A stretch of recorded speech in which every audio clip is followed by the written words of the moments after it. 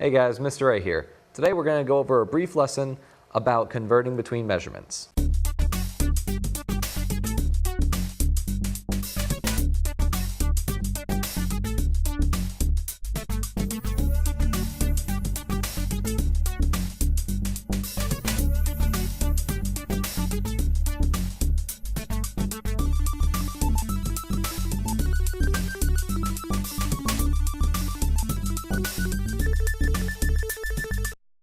Before I go too far, I want to clarify one thing. I could spend a very long time talking about converting between measurements. However, as far as the 6th grade Common Core is concerned, all you are really going to need to know is one basic concept that I'm going to talk about and a few basic customary conversion units. Okay? So, let's go ahead and check out that rule, shall we? The one major rule that you need to follow is this. When you are going from smaller to bigger, you're going to be dividing by that unit. If you are going to be going from bigger to smaller units, you are going to be multiplying that unit. For example, if I went from an inch to a foot and I were to take 24 inches to see how many feet that is, I'm going to do 24 inches divided by 12 inches in a foot to get 2 feet. Likewise, if I was going from yards to feet and I wanted to go from 3 yards to how many feet, I simply multiply the difference between feet and yards, which is 3 feet in a yard. So I take my 3 yards, multiply it by 3, and I will get 9 feet. There are 9 feet in 3 yards. You got that? Okay, let me show you a slide talking about dealing with capacity. Most of you are probably familiar with this one, to be honest. It's the big G. You draw a gigantic G, and then you put 4 Q's inside there, representing 4 quarts in a gallon. Next, you take each one of these quarts, and you're going to be putting 2 P's inside of them. That represents the 2 pints in every quart. Then, for every pint that you have, you're going to put 2 little C's. Those represent the 2 cups that are in every pint. And lastly, although it's not on here, you should be familiar with 1 cup equaling 8 ounces. Hopefully you are familiar with that. If not, feel free to pause right about here so that way you can get this slide down. I'll give you like 2 seconds or so to pause it. 1, 2. I told you, only 2. So let's do these 4 examples just to make sure I haven't lost you yet. In this example, we're going from quarts to cups. What is the difference? What do I have to do to a quart to get cups? How many cups are there in a quart? Let's double check. If we look here, in 1 quart, we have 1, 2, 3, 4 cups. So what are we going to be doing? Are we going to be dividing my quarts by 4, or am I going to be multiplying my quarts by 4? Think back to that earlier slide that we did at the beginning. If we are going from bigger units to smaller units, what do we have to do? Do we divide or do we multiply? I think we have to multiply. If I take those 3 quarts and multiply them by 4, I'm going to get, say it with me, 12 cups. Okay?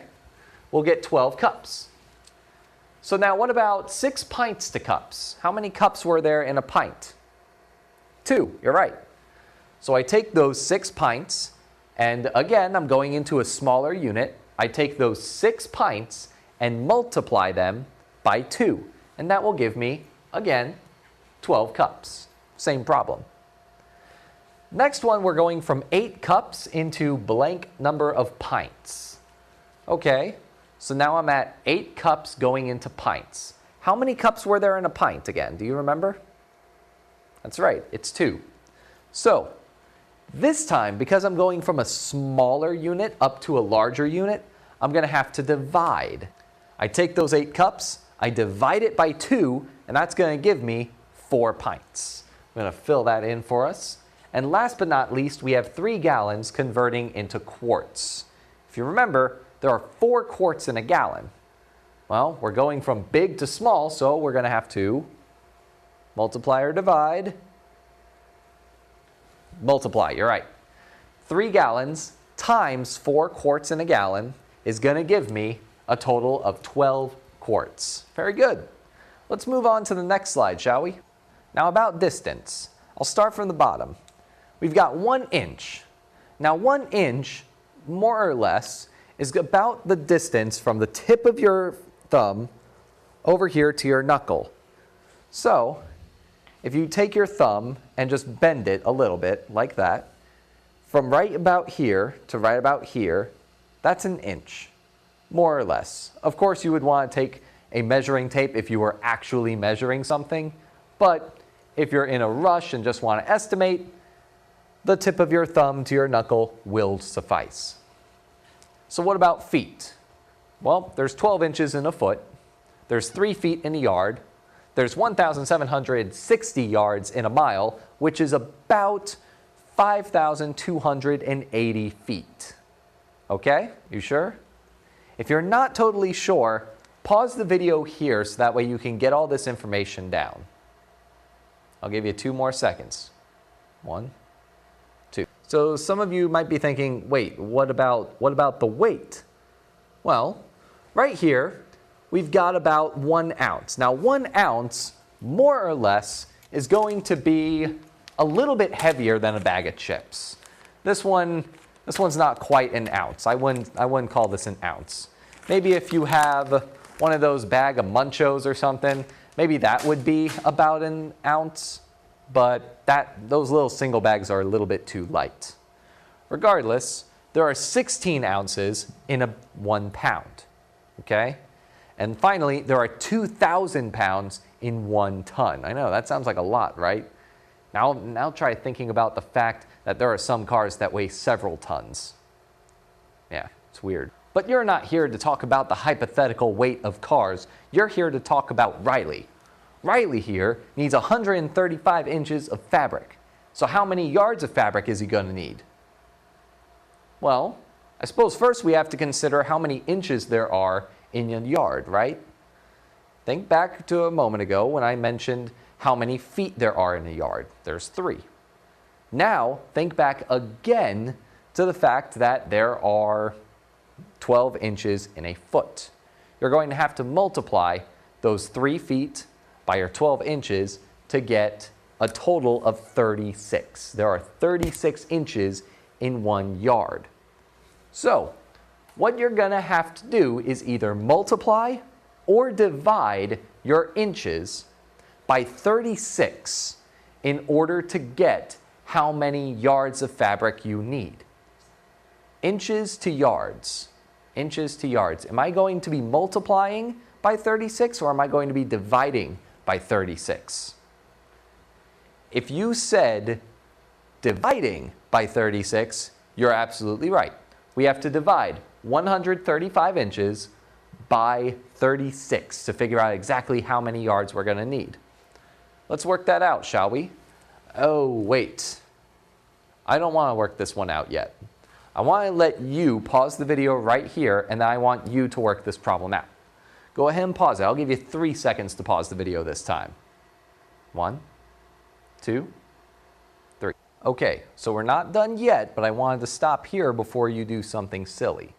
So if you stopped here and put 3R27, you got the problem wrong. Take another look and think about 2 scenarios that you could go with. You can either add a decimal and a couple zeros over here and keep going and get your answer as a decimal, or you might choose to simply take this, put it over 36, and use it as a mixed number. I'll go ahead and do both examples for you, but I want you to pick one that you want to go with and then try to go from there. Go ahead and take another minute, or another 3 seconds to pause this video, okay? 1, 2, 3. All right, time's up. Your answer would have come out in decimal form as 3 75/100ths, or 3.75.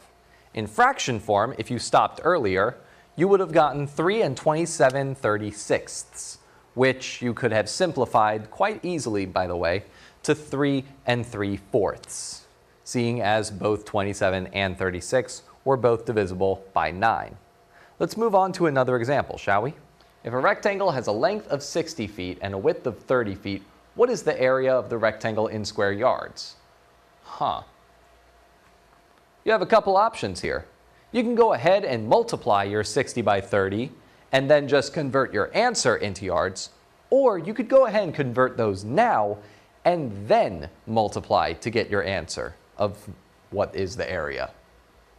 Personally, I would prefer to multiply them right now before I convert. Reason being is right now they both end in zeros. That's going to make things easier on us if we chose to multiply these.